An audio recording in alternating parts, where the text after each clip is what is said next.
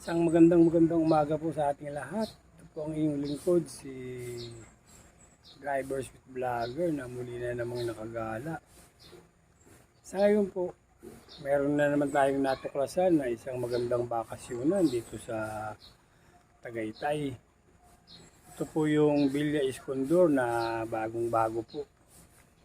At kung kayo po ay papunta rito, kasi hindi pa siya makikita sa Google Map tsaka sa FB. Ang pinaka landmark ko dito yung Traviesa. Walking distance lang po siya sa Traviesa.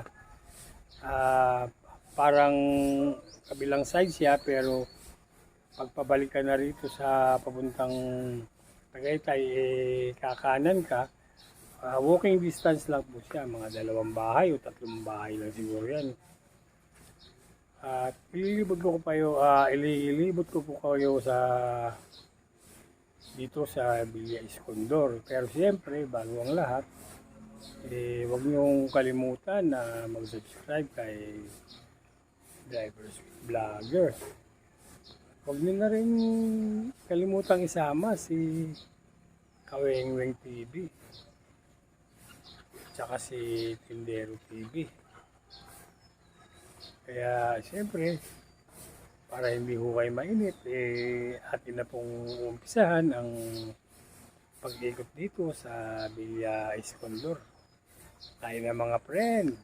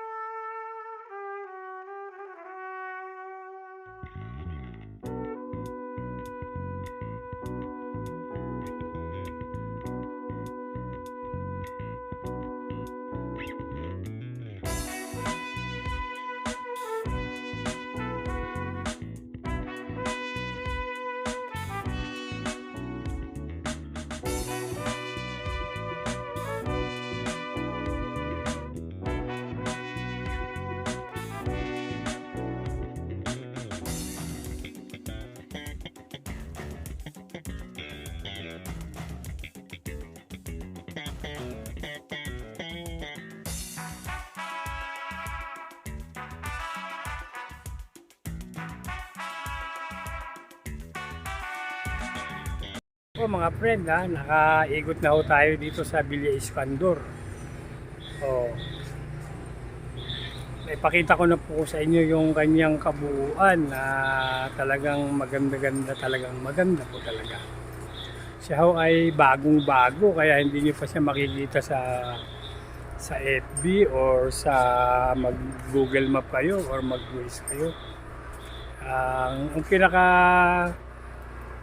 landmark niya ay yung Traviesa, magkadikit lang po sila. Kaya po, ayan po.